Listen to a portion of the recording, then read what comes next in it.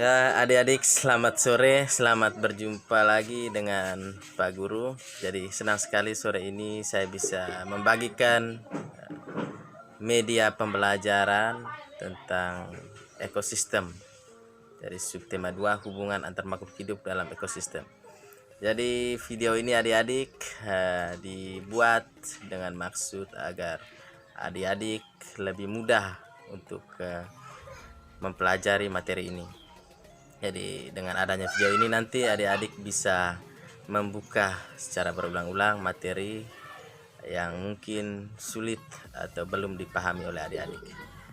Oke, kita lanjutkan. Adik-adik mohon untuk serius dalam menonton video ini agar lebih cepat untuk memahami materi ini.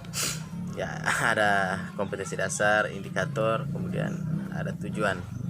Jadi adik-adik bisa lihat itu tujuan dalam pelajari materi ini.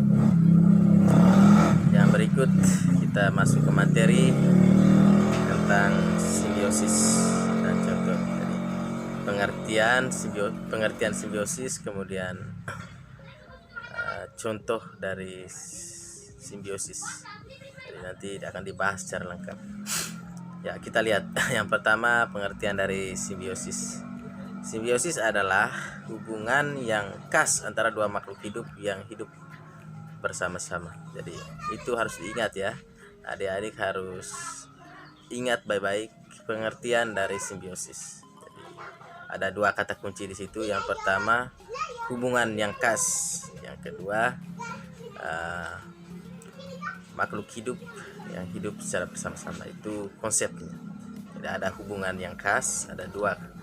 Yang pertama itu hubungan yang khas, yang berikut makhluk hidup yang hidup bersama-sama. Nah, jadi simbiosis itu dibedakan menjadi tiga ya adik-adik. Jadi kalau ditanya macam-macam simbiosis, jadi adik-adik bisa menjawabnya. Simbiosis itu dibedakan menjadi tiga. Yang pertama itu simbiosis mutualisme. Jadi yang kedua simbiosis komensalisme, dan yang ketiga simbiosis parasitisme. Jadi itu kira-kira ya adik-adik. Kita lanjut. Jadi itu tadi konsepnya sudah kita pelajari. Sekarang kita supaya lebih jelas kita lihat bagan.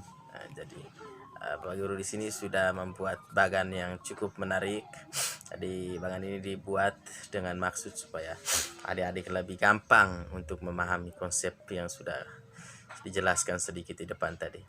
Jadi kita lihat. Yang pertama makhluk hidup A, dia berhubungan atau menjalin hubungan dengan makhluk hidup B, itu disebut simbiosis. Jadi ketika ada dua jenis makhluk hidup dia menjalin relasi atau menjalin hubungan, maka itu disebut simbiosis. Nah, yang kedua kita lihat macam-macam simbiosis. Yang pertama macam yang pertama kalau dalam menjalin hubungan, jadi kalau dalam menjalin hubungan antara dua kelompok makhluk hidup, yang satu misalnya diuntungkan kemudian yang lain juga diuntungkan, itu disebut mutualisme, simbiosis mutualisme. Jadi dalam hubungan simbiosis mutualisme ini tidak ada satu kelompok makhluk hidup yang dirugikan. Jadi kedua-duanya diuntungkan, jadi saling menguntungkan ya, sama-sama senang, sama-sama diuntungkan. Itu yang pertama. Yang berikut, yang satu untung yang lain rugi, itu disebut parasitisme. Jadi dalam menjalin hubungan dua kelompok makhluk hidup atau dua jenis makhluk hidup, yang satu misalnya merasa untung atau diuntungkan, yang kedua kelompok makhluk hidup yang kedua rugi atau dirugikan, itu disebut hubungan simbiosis parasitisme. Jadi di sini berat sebelah, tidak saling menguntungkan seperti yang pertama tadi, tapi berat sebelah, yang satu untung yang lain rugi. Jadi itu penting diingat, itu disebut parasitisme. Kita ingat saja parasit ya, parasit itu adalah ketergantungan. Jadi ada ketergantungan satu makhluk hidup terhadap makhluk hidup lain. Jadi yang menggantungkan diri pada makhluk hidup lain itu dia merasa untung. Kemudian tentunya yang pohon yang tempat parasitnya makhluk hidup yang satu ini itu merasa dirugikan. Kita lihat yang berikut. Yang satu untung, yang satu tidak untung, sekaligus tidak rugi. Jadi dalam menjalin relasi, satu makhluk hidup tidak merasa diuntungkan atau tidak diuntungkan, tetapi sekaligus dia tidak rugi. Kemudian makhluk hidup yang lain itu merasa untung atau diuntungkan. Itu disebut komensalisme, simbiosis komensalisme. Jadi itu diingat ya adik-adik. Nanti kita akan lihat contohnya ya. Contoh simbiosis mutualisme. Kita lihat ini mutualisme ya, saling menguntungkan. Jadi rumput tumbuh subur karena kotoran kerbau atau sapi. Kerbau atau sapi memanfaatkan sebagai makanan. Jadi rumput itu dia tumbuh subur itu karena kotoran sapi. Jadi sapi memberi dia makanan sehingga rumput ini menjadi subur karena kotoran sapi tadi. Di situ kita bisa lihat bahwa rumput diuntungkan.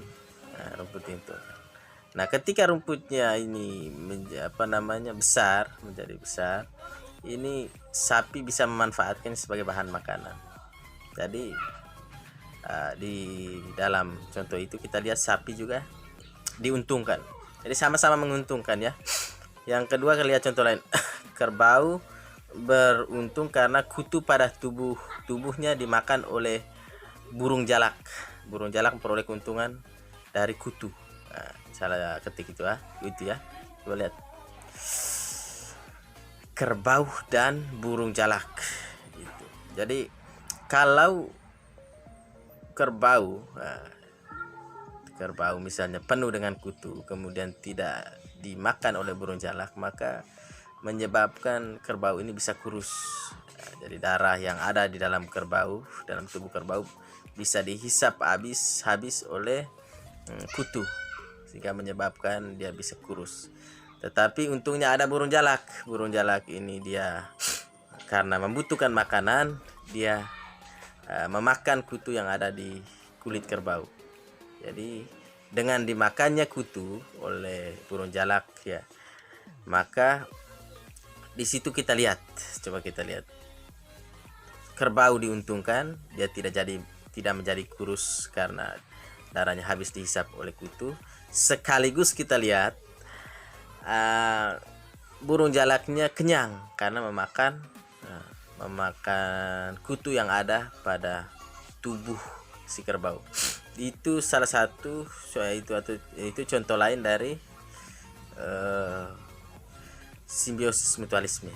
Jadi itu harus diingat ya adik-adik. Yang berikut kita lihat ada 3 contoh ini padahal. Ya, kupu-kupu atau lebah dengan bunga. Nah, di sana kita juga lihat ada hubungan simbiosis mutualisme. Bunga untung karena kupu-kupu atau lebah dapat membantu penyerbukan. Jadi proses penyerbukan dalam bunga itu dibantu oleh kupu-kupu. Kemudian lebah atau kupu-kupu tadi juga diuntungkan karena dapat menghisap nektar ya yang dihasilkan oleh bunga. Jadi kerjanya kupu-kupu ini selain dia membantu untuk proses penyerbukan dari bunga, sekaligus dia membantu diri sendiri untuk menghisap nektar yang dihasilkan oleh bunga. Ya, kita lihat yang berikut macam lain dari simbiosis parasitisme. Ya, ini tadi seperti yang sudah dijelaskan bahwa simbiosis parasitisme ini pasti ada yang diuntungkan, ada makhluk hidup yang diuntungkan dan ada makhluk hidup yang dirugikan. Seperti kita lihat cacing ya, pada contoh pertama itu cacing tambang hidup di usus manusia dan menghisap darah. Akibatnya manusia kekurangan darah dan dapat menyebabkan penyakit anemia. Jadi lihat kerjanya cacing tambang ini jahat. Dia masuk ke dalam tubuh manusia kemudian menghisap darah yang ada dalam tubuh manusia.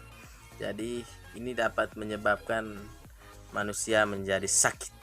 Penyakitnya disebut anemia. Jadi siapa yang diuntungkan di sini ya?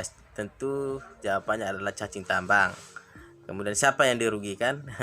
Tentu manusia. Jadi dalam hubungan ini ya, manusia rugi, kemudian cacing tambang untung. Itu disebut hubungan simbiosis simbiosis apa tadi, parasitisme. Nah, kemudian yang berikut kita lihat contoh yang lain, tali putri dan inangnya. Kita lihat benalu, kalau bahasa di sininya benalu. Ya, kita sering lihat di halaman kita. Tali putri ini menghisap nutrisi yang ada pada inangnya. Nah, tanaman inangnya merugi karena nutrisinya diambil oleh tali putri. Ya, itu salah satu contoh lain. Yang berikut, kutu dan hewan tempat ia tinggal. Ya, kembali ke kutu. Kutu ini dia bekerja untuk menghisap darah. Demi mempertahankan hidupnya, dia menghisap darah dari dari makhluk hidup lain, dari manusia kah, sapi, kambing, babi dan lain sebagainya. Kutu ini untung karena memperoleh tempat tinggal dan makanan berupa darah hewan yang ditempati. Kemudian hewan atau manusia yang ditinggali oleh atau ditempati oleh kutu ini tentu akan dirugikan. Itu salah satu contoh tadi, contoh lain dari simbiosis parasitisme. Yang berikut contoh dari simbiosis komensalisme. Ya, kita lihat anggrek pohon yang ditumpanginya. Kalau adik-adik melihat pohon anggrek dan bagaimana dia bertumbuh, itu salah satu contoh simbiosis komensalisme. Jadi tanaman anggrek hidup menempel di pohon yang ditempatinya tidak dirugikan. Jadi anggrek ini dia hidup betul, dia hidup di pohon yang ditempatinya. Tetapi dalam kehidupannya, ya begitulah kehidupannya, anggrek ini dia tidak mengganggu pohon yang ditumpanginya, tidak sama sekali merugikan pohon yang ditumpanginya. Jadi di sini anggrek dia untung karena menumpang pada pohon, kemudian pohon tidak dirugikan, tidak diuntungkan. Itu tidak dirugikan sekaligus tidak diuntungkan, tidak ada nilai lebih, tidak ada nilai kurang, tidak ada plus, tidak ada minus. Nah, itu salah satu contoh simbiosis komensalisme tadi. Yang berikut, tumbuhan paku dengan pohon yang ditumpangi. Itu sama tadi. Tanaman paku melekat tanpa merugikan atau menguntungkan bagi tanaman yang ditinggali. Yang berikut ini itu tadi habis ya. Yang berikut kita lihat itu contoh lain dari parasitisme tadi, nyamuk itu. Kemudian kita bisa lihat yang lain, mutualisme itu ada kerbau dengan itu tadi. Ini sekadar gambar penegasan ya. Komensalisme ada contoh lain itu. Yang berikut kita masuk ke mata pelajaran bahasa Indonesia. Jadi ada 2 mata pelajaran dalam tema ini yang kita ingin pelajari dalam subtema ini, pelajaran ini. Pertama tadi IPA, kita sudah sama-sama mendengarkan. Yang berikut adalah bahasa Indonesia. Kita lihat yang pertama di materi bahasa Indonesia adalah teks non fiksi. Non fiksi ya. Dia terdiri dari dua kata, non dan fiksi. Non itu artinya bukan atau tidak, fiksi itu artinya rekaan atau hayalan. Jadi bukan rekaan, bukan hayalan, kira-kira begitu ya. Non fiksi adalah karya sastra yang dibuat berdasarkan fakta dan data yang autentik saja, atau yang autentik itu apa ya, yang nyata. Yang nyata itu bahasa yang mudah dipahami, itu yang nyata. Tapi bisa juga data itu dikembangkan menurut imajinasi penulis. Imajinasi dituangkan untuk memahami masalah atau realitas fenomena. Tulisan non-fiksi meliputi esai, artikel ilmiah, artikel jurnalistik, dan biografi. Itu tentang non-fiksi.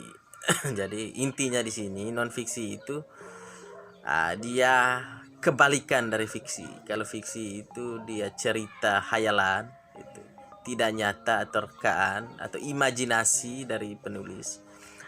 Kemudian non fiksi itu fakta, dia berdasar fakta. Jadi, bukan pendapat tapi dia nyata. Kita lihat ciri-ciri teks non fiksi. Teks non fiksi itu berbentuk tulisan ilmiah. Ada 3 ya.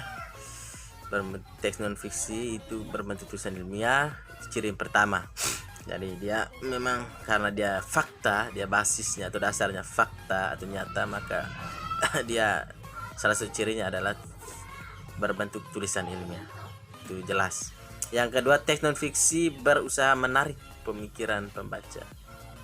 Ya, memang semua teks termasuk teks non fiksi ini harus berusaha menarik pemikiran pembaca sehingga pembaca senang untuk membacanya. Yang berikut, teks non fiksi menggunakan gaya bahasa denotatif atau memiliki makna sebenarnya. Oke. Beda dengan fiksi, teks fiksi, dia banyak menggunakan kata-kata konotatif atau kiasan. Kalau ini banyak menggunakan gaya denotatif atau memiliki makna sebenarnya. Yang berikut, mari kita lihat salah satu contoh tentang cerita non fiksi tentang ekosistem air. Ya. Kita tahu jika ikan-ikan yang kita santap setiap harinya habitatnya itu berasal dari laut. Namun apakah kita tidak pernah berpikir kenapa ikan-ikan itu dagingnya tidak pernah terasa asin seperti air laut yang kita ketahui? Setelah saya browsing di internet, ternyata ikan laut itu mampu memisahkan garam air laut yang diminumnya, sebab ikan memiliki sejenis sel yang bekerja memompa garam untuk keluar dari tubuh ikan, sehingga meski hidup di laut dan meminum air laut, ikan tersebut tidak akan asin. Nah, di sini dapat kita tarik sebuah kesimpulan yang dapat bermanfaat untuk diri kita sendiri. Di lingkungan manapun kita berada, kita dapat menghindari hal-hal yang dapat berdampak buruk bagi kita. Jika hal itu bisa kita lakukan, percayalah walaupun kita harus beradaptasi di lingkungan tersebut, kita tidak akan terpengaruh oleh hal-hal yang berdampak negatif maksudnya dari lingkungan tersebut. Jadi itu salah satu contoh teks non fiksi tentang ekosistem air. Jadi di atasnya dia gambarkan tentang bagaimana ikan itu dia mampu memisahkan diri dengan air laut, dalam arti dagingnya itu meskipun dia itu hidup di air laut yang kita tahu bersama bahwa air laut itu asin, tapi daging ikan itu dia tidak asin kecuali digarami baru dia asin, tapi daging ikan itu tetap tidak terasa asin. Itu dalam penjelasan ini ternyata ikan laut itu mampu memisahkan garam air laut yang diminumnya. Jadi, itu fakta ya, itu nyata itu. Kemudian di bagian bawah teks ini itu semacam pesan atau nasihat kepada pembaca bahwa kita hendaknya seperti ikan itu. Artinya dimanapun kita berada, kita harus bisa memisahkan diri kita dengan hal-hal yang negatif yang dapat berdampak buruk pada kehidupan kita. Itu kira-kira. Kemudian fakta di dalam teks non fiksi. Jadi seperti penjelasan di awal tadi, tidak semua di dalam teks non fiksi itu isinya fakta. Ada semacam imajinasi penulis. Itu semacam bumbu lah dalam teks non fiksi. Perlu ingat, tidak semua teks dalam teks non fiksi itu isinya fakta. Ada beberapa yang merupakan imajinasi penulis. Nah, sekarang kita belajar tentang bagaimana menentukan fakta dalam suatu teks non fiksi. Ya, fakta itu kita tahu dulu, kita seragamkan pikiran kita. Saya pikir adik-adik juga sudah tahu karena kita sudah pelajari sebelumnya. Saya ingin mempertegas lagi, fakta itu nyata, fakta itu ya kejadian yang sebenarnya, nyata atau betul-betul terjadi. Contoh yang fakta hari ini adalah matahari terbit dari timur dan tenggelam di barat. Itu fakta hari ini. Ya, fakta hari ini. Jadi bahwa paginya dia terbit di timur, sorenya dia terbenam di barat. Nah, itu fakta hari ini, belum tentu memang besok. Mungkin besok dari barat terbitnya kemudian terbenamnya di timur, itu besok tidak tahu lagi, tapi hari ini faktanya begitu. Atau misalnya fakta berikut, misalnya ibu kota Indonesia adalah Jakarta, itu fakta, itu nyata hari ini, tidak tahu besok. Besok itu. Kemudian fakta yang berikut, contohnya nama ayah saya adalah Rikus, itu fakta, itu mau hari ini mau besok ya tetap fakta. Nah, oke, itu fakta. Fakta itu adalah nyata. Jadi dalam teks non fiksi juga kita harus bisa untuk melihat fakta yang ada. Contoh ya. Contoh lain, saya ini padahal ada contoh lain. Contoh fakta. Fakta itu adalah sesuatu yang nyata, benar adanya dan tak terbantahkan. Oke, itu fakta. Jadi adik-adik harus ingat itu. Contohnya, telah terjadi aksi blokir di jalan tol Jagorawi. Ya, itu fakta. Jadi mungkin orang yang menulis ini melihat ada fakta telah terjadi blokir jalan tol, ya dia menulis itu betul terjadi. Kemudian contoh berikut, dengan banyak membaca kita jadi banyak tahu. Nah, itu fakta juga. Jadi kalau kita banyak membaca, ya tentu kita banyak yang kita ketahui. Cara yang dapat dilakukan untuk mendapat informasi dari teks non fiksi. Tadi yang pertama menentukan fakta. Jadi kembali lagi, untuk menentukan fakta dalam teks non fiksi, yang pertama kita harus lihat apakah yang kalimat yang dijelaskan dalam teks tersebut dia nyata atau memang itu pikiran orang lain, pikiran dari penulis. Kalau nyata, itu termasuk dalam fakta dalam teks non fiksi. Kalau misalnya itu adalah pemikiran penulis, itu lain lagi, itu bukan fakta tapi itu opini penulis. Kemudian kembali, cara yang dapat dilakukan untuk mendapat informasi dari teks non fiksi. Jadi yang pertama itu membaca secara keseluruhan. Jadi supaya adik-adik nanti mampu untuk mendapat informasi dari teks non fiksi, adik-adik harus yang pertama sekali itu membaca secara keseluruhan materi yang ada. Jadi kalau tidak membaca materinya, maka percuma. Itu biar tanya hal yang gampang sekalipun, adik-adik tidak mungkin bisa menjawabnya karena tidak mengetahui apa yang ada dalam teks. Dengan membaca pasti adik-adik bisa tahu. Cara bacanya bagaimana? Baca secara menyeluruh ya. Dengan baca secara keseluruhan kita dapat mengetahui apa yang dimaksud dalam teks. Itu untuk mengetahui informasi dari teks non fiksi. Dari teks apa saja, termasuk teks non fiksi. Jadi adik-adik kalau kita mau tahu itu, kita harus baca dulu. Yang kedua, mencari gagasan umum atau gagasan permasalahan. Ya, kita harus mencari gagasan umum atau gagasan, ya mungkin gagasan umum ini gagasan utama, kemudian gagasan permasalahan, gagasan penjelas. Itu yang harus dilakukan oleh adik-adik dalam mencari informasi. Kemudian dengan mencari ini kita dapat menemukan informasi yang paling penting pada teks tersebut ya. Kemudian mencatat kembali atau meringkas kembali teks, itu juga salah satu teknik untuk mendapatkan informasi dari sebuah teks. Dengan cara ini atau dengan ini kita dapat mengetahui informasi secara mudah karena sudah ada catatan yang diringkas. Oke, kita lanjut. Nah, ini ada permintaan pada adik-adik. Jadi adik-adik sudah mendengarkan mendengarkan penjelasan dari saya, kemudian sudah mendengarkan bacaan tentang teks non fiksi yang tadi sudah saya sampaikan, sudah saya bacakan. Nanti kalau sudah lupa, nanti adik-adik bisa kembali untuk mendengarkan kembali atau menonton kembali video ini berkaitan dengan teks non fiksi di atas. Jadi setelah membaca teks non fiksi di atas dan mendengarkan teks non fiksi di atas, jadi adik-adik caranya nanti adik-adik kalau mau baca itu lihat teksnya kemudian berhentikan videonya. Jadi Setelah itu baru baca. Jadi setelah dari baca atau mendengarkan saya membaca tadi, adik-adik diminta untuk yang pertama tulislah fakta yang ada pada teks non fiksi tersebut. Jadi yang kedua tulislah informasi pada teks non fiksi tersebut. Yang ketiga buatlah satu teks non fiksi tentang hubungan simbiosis pada makhluk hidup dengan benar.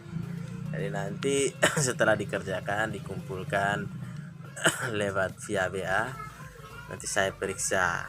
Jadi, saya kasih waktu untuk hari ini sebentar malam harus sudah dikirim batas jam 8. Oke, sekian dan terima kasih.